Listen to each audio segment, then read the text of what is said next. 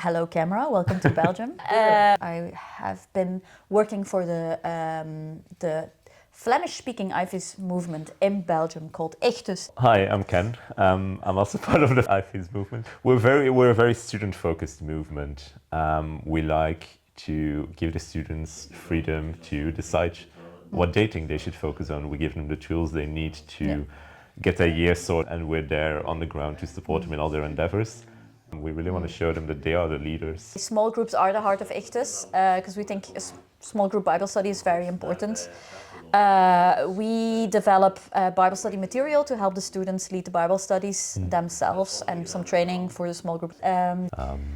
We don't have many Protestant Christians in Belgium compared to some of the countries around us. We have one student group per city and not one per campus, because all the different universities and colleges and higher education that is present in one city, all of them find their way to Echtus. It works because we have a lot of big university cities, but it leaves us more vulnerable to not seeing the smaller cities. So we're still short on hands. Most of us don't work full-time either. I'm the only student worker in a city of 90,000 students, and I work 16 hours, and of those 16 hours, many go to organizing conferences, writing Bible study materials. Yeah, we're always kind of pulling a double duty as we're... But we wouldn't do it if it wasn't amazing. We love what we're doing. We noticed in Belgium that we're quite skeptical towards new things. To the point that my pastor once said, he's not from here, he's from the US. I can't remember, he's from the US, yeah. Thank you. He once said, if an idea works in Belgium, it works everywhere. Because we're Europe, it works in all of Europe, yeah, that's right. Because we're just that skeptical towards things. Yeah. But and this also goes for evangelism, for example. Belgians need little steps to be taken at once. I don't often see Belgians making drastic decisions. Which is funny because they do always end up surprised when these steps work, when evangelism works, when people are open to respond to them and talk with them. Many students are seeking, they're open to have conversations about faith and about deeper things. Yeah, but at the same time I feel our groups are more inclined to seek out each other or seek their own Ichthus group instead of... I don't necessarily think that's always the best thing for some students to do. I think some students just have really good friends and they've never told them the gospel before.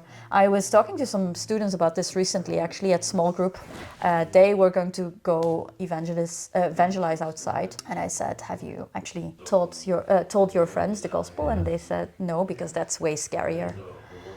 So Yeah, it's a question I always ask them as well, like what would be easier for you, to go and talk to your friends about this or talk to strangers about this?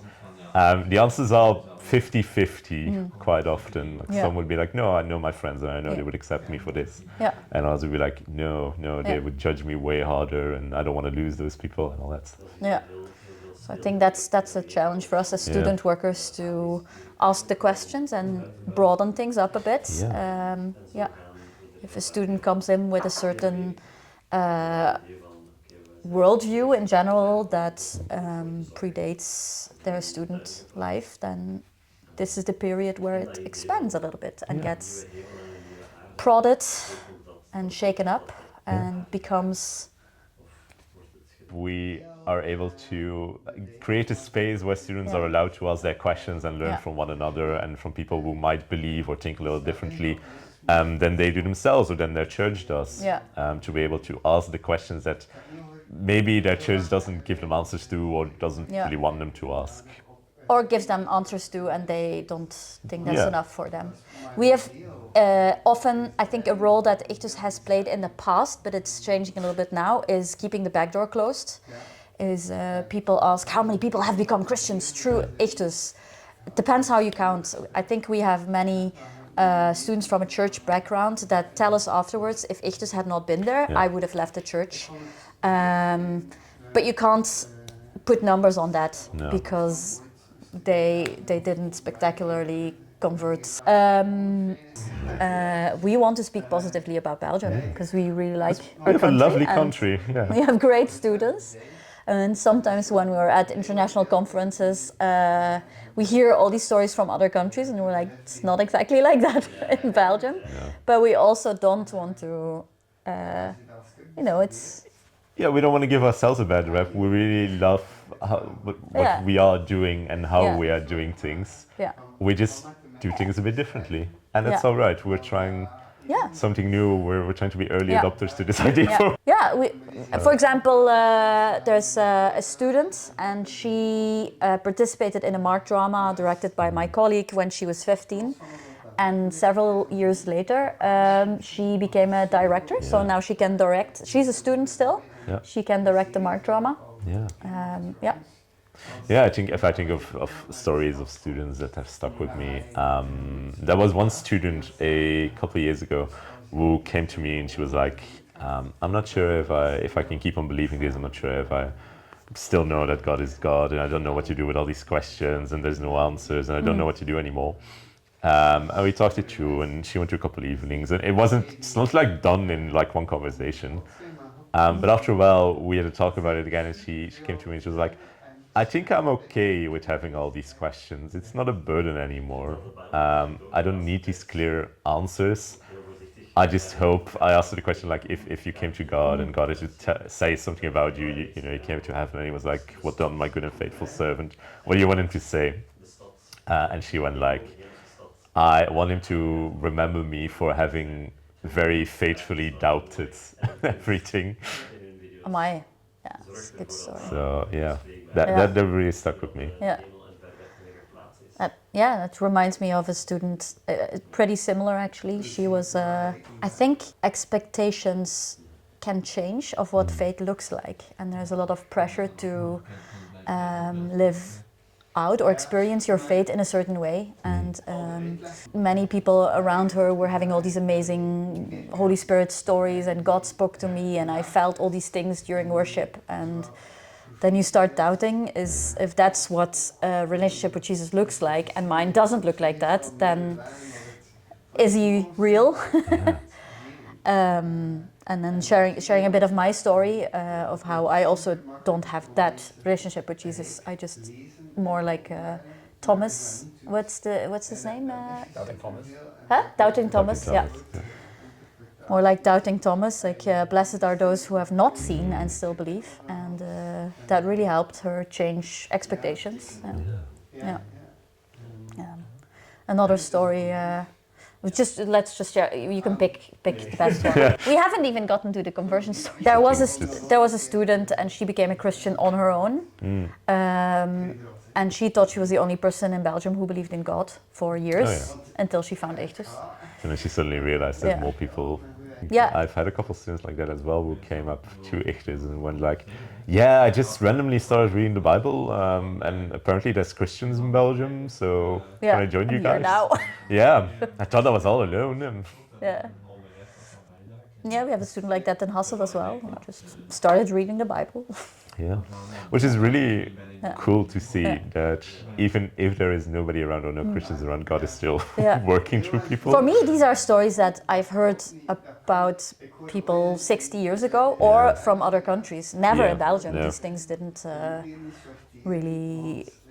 We didn't hear these stories, but now they're starting to come more than we've had before. A story that will always stay with me is this one year we had several international students who were really well integrated in the group, and actually 2 students in 1 year had some really bad mental health things happen to them. One student was actually had to go to the hospital, and she was brought there by her fellow Belgian students. She was international, and the fact that she had Belgians who knew her well enough to see something was not right, who were wise enough to bring her to the hospital, and the fact that she had people around her to visit her every so often while her family was on the other side of the world.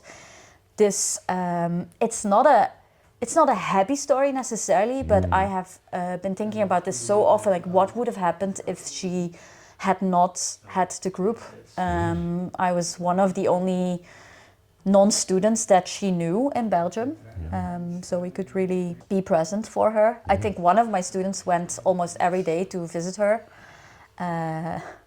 which was maybe a bit much, but yeah. That's still cool. It was beautiful. But I have a story that's relatively similar to that one. Yeah. About an international student a couple of years back who came to us, and I figured this out later. She apparently had problems with her bank card or something. It wasn't working in Belgium, so she couldn't get any food and all that stuff. And I heard later that some students actually went and bought food for her. She was in Ichthus and stuff, and delivered it to her doorstep because she hadn't eaten anything for a couple of days at that point. So yeah, just the way that the students are looking out for each other, and especially for the international students while in Belgium, is really cool and encouraging to see. And it makes me worried for all the students who don't have this. Yeah. For international students who are not embedded in a good local group. There's a lot of loneliness as well. Yeah. Yeah. I even have a student right now who is from the Netherlands, and she came here and she's like, this is the first time I've ever been this ingrained in a church, because she didn't go to church usually back in the Netherlands, and now she stays here. She stays for the weekend. She goes with her friends from Ichthus to church. She's like, I've never been to church this much in my life. So it's really... Like I said, most international people or refugees that I meet, why did you come to Belgium? I was planning to go to Germany, but then I ended up in Belgium accidentally.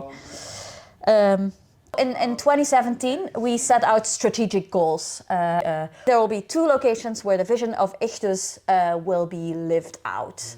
And so we set out with good intentions. We research different options. Can we buy a house? Can we do a community living? Can we do this? Can we do this? And it didn't really work out, and we were almost there, and so we thought this is not going to work out. And then the students actually arranged their own location in Antwerp, so they now have a coffee and study place. That is exactly what we put in the strategic goals, but we did not do this as staff. And then in Ghent, someone contacted us and said, hey, actually, we have this place that we don't know what to do with, a church. Can you guys use it?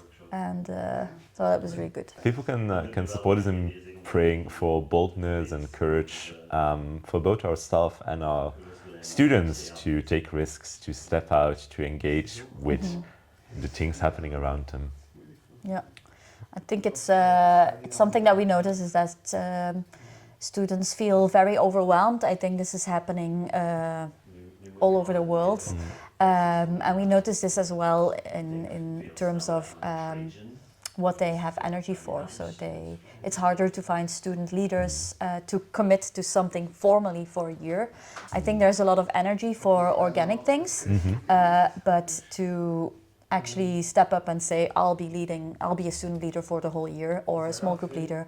I feel students are afraid to overcommit, which is a really good thing, but it can also mean that they are not taking an opportunity. Can hold them back, And to support in that, we'd also like prayer for our churches here in Belgium, especially for churches to be committed and involved in student work, both in seeing the students as they are and putting them to use, giving them a proper place in their church instead of seeing them as either kids or at some point adults. But also for what we are doing to support us financially, to support us in activities, to support us in prayer. That would be really cool. We want to have a good relationship with churches so that we know where to send students to after they're done. Yeah, to get disciples or to be able to use the leadership skills that they've been developing in the past. There we go.